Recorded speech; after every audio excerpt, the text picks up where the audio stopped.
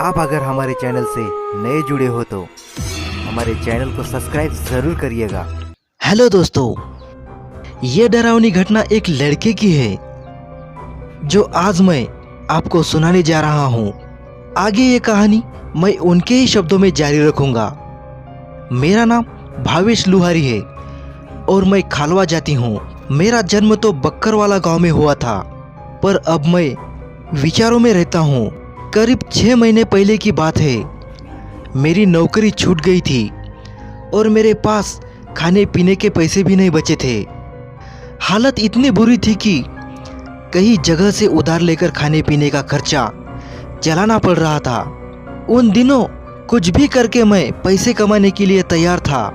पैसों की तंगी की वजह से मैं इतना डिप्रेस था कि सही गलत का फर्क भी मिट चुका था। दोस्तों, करीब 6 महीने पहले की बात है।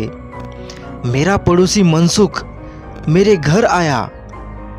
उसने मुझसे कहा कि यार, पैसे कमाने का एक आइडिया है। मैंने कुछ भी पूछे बिना मनसुख को हाँ बोल दिया। मैंने उससे कहा कि काम कुछ भी हो, पैसे मिलने चाहिए। अच्छाई बुराई भाड़ में जाए। पेट में आग लगती है तो रोटी से ही आग बुझती है, आदर्शों से नहीं।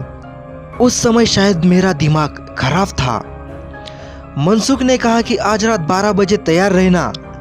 3 घंटे का काम है और 4000 रुपये मिलेंगे, आधे तेरे और आधे मेरे। मैंने डील डन कर दी।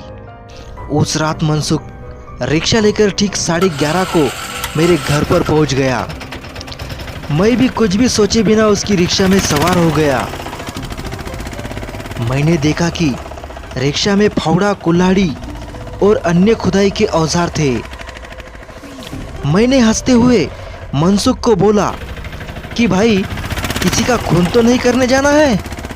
उस पर मनसुख ने जवाब दिया, नहीं रे, चिंता मत कर, मैं हूं ना, कोई लफड़ा नहीं होने वाला है। आपने को तो सिर्फ पैसों से मतलब है। मैंने भी सोचा कि काम कुछ भी हो, मुझे तो पैसे की बहुत ही ज़्यादा ज़रूरत है, इसलिए मुझे पैसे के लिए कुछ भी करना पड़े तो मैं करने को तैयार हूँ। थोड़ी ही देर में मनसुख ने रिक्शा एक कब्रिस्तान के पास रोक दिया और मुझसे कहा कि चलो फावड़ा और कुल्हाड़ी ले लो, हमें अंदर जाना है। अब मेरे को समझ में नहीं आ रहा था। मैंने सोचा कि आखिरकार कब्रिस्तान के अंदर फावड़ा कुल्हाड़ी लेकर के हम क्या करेंगे, लेकिन उसके बावजूद भी हम दोनों दीवार कूद के अंदर चले गए। मुझे अब काफी डर लग रहा था, मगर एक ताजी दफन की हुई कब्र पर पहुंच जाता है और वहां जाकर रुक जाता है। रुकने के बाद वो मुझे ऐसी नजरों से देखता है। मैंने बोला, भाई मुझे ऐसे क्यों देख रहे हो? तो उसने कहा कि इसे खोदना है। उसकी बात सुनकर मेरे तो होश उड़ गए। मैं वहां से भागा और कब्रिस्तान से बाहर आ गया। रिक्शे के पास खड़े होकर मनसुख ने मुझे समझाया, सीधे कमाई का कोई एक दिन में 4000 नहीं देता है। अगर तुझे यह काम नहीं करना है तो यहाँ से निकल जा, मैं किसी और को ढूंढ लेता हूँ, नहीं तो अकेले ही जुटा रहूंगा। कुछ देर मैंने सोचा, फिर मुझे ख्याल आया कि वैसे भी जो मर चुका है वो तो मर ही चुका है, उसकी लाश का कौन क्या करेगा, उससे अब किसी को क्या फर्क पड़ेगा। वैसे भी अगर कुछ करके पैसे नहीं कमाए तो मेरी लाश भी किसी गटर के पास ही पड़ी होगी। थोड़ी देर में हिम्मत करके मैं उस घिनौने और गलत काम के लिए राजी हो गया। कुछ ही देर में हमने उस कब्र को खोदकर लाश बाहर निकाल ली। वह एक अधेड़ उम्र की एक औरत की ताजी लाश थी, जिसे शायद उसी दिन दफनाया गया होगा। उस लाश की बदबू सिर फाड़ देने वाली थी। हमने जैसे तैसे करके उसे रिक्शे में डाला और खाली कब्र मिट्टी से ढक ली।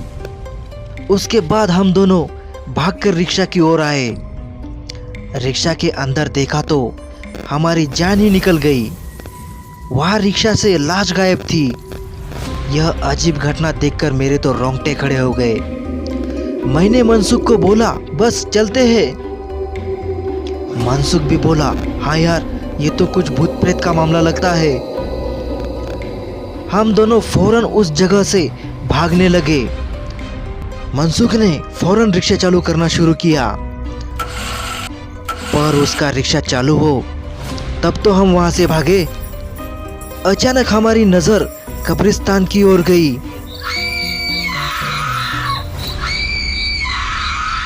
हमने देखा कि वह मुर्दा औरत अपने कब्र पर बैठी थी और हमारी ओर देखे जा रही थी।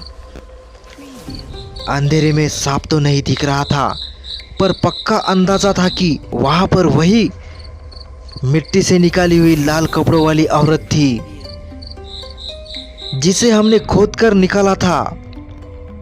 एक लाश को इस तरह अपनी कब्र पर बैठा देख हमारी तो सिट्टी पिट्टी गुम हो चुकी थी। हमारी तो हालत खराब हो गई थी।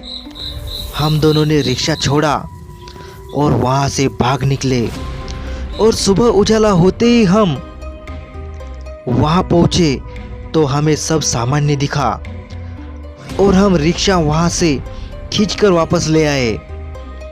उस दिन मैंने कसम खा ली कि मर जाऊंगा, लेकिन पैसों के लिए ऐसा खतरनाक और घिनौना काम नहीं करूंगा।